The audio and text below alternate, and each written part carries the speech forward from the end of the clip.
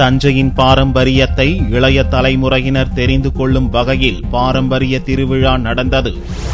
தஞ்சாவூர் கட்டடக்கலை, சிற்பக்கலை, ஓவியக்கலை, நாட்டியக்கலை உள்ளிட்ட பல்வேறு கலைகளில் சிறந்து விளங்குகிறது. இந்நிலையில் இளைய தலைமுறையினர், வெளிநாட்டு சுற்றுலா பயணிகள் இக்கலைகளை அறிந்து கொள்ளும் வகையிலும் பொதுமக்களிடம் விழிப்புணர்வை ஏற்படுத்துவதற்காகவும் தஞ்சை திருவிழா ஞாயிறன்று துவங்கியது. 3 நாட்கள் நடக்கும் இவ்விழாவை தஞ்சை மாவட்ட கலெக்டர் சுப்பையா மற்றும் வீட்டு வசதித்துறை அமைச்சர் வைத்தியலிங்கம் ஆகியோர் துவக்கி வைத்தனர். விழாவை சிறப்பிக்கும் விதமாக பரதநாட்டியம், மயிலாட்டம், தேவராட்ட கலை நிகழ்ச்சிகள் நடந்தன.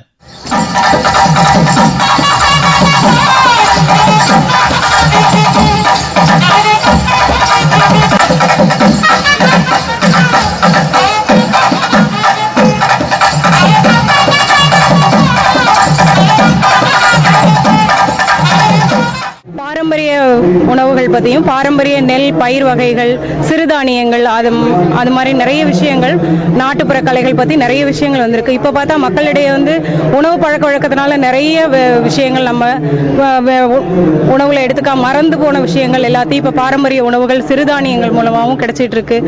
பசுமை புரட்சின்னு சொல்லக்கூடிய நிறைய உரங்கள்னால, பூச்சி மருந்துனால நிறைய மக்கள் நோய்களால் பீடிக்கப்பட்டு இருக்காங்க. அதிலிருந்து விடுபடுறதுக்காக தான் நாங்கள் சிறுதானியங்களும் இப்ப பாரம்பரிய நெல் வகைகளையும் இது பண்ணி கொண்டு வந்துட்டு இருக்கோம். இவ்விழாவில் பழமையான விவசாய நெல் வகைகள், தானியங்கள், கைவினைப் பொருட்கள் காட்சிப்படுத்தப்பட்டிருந்தன.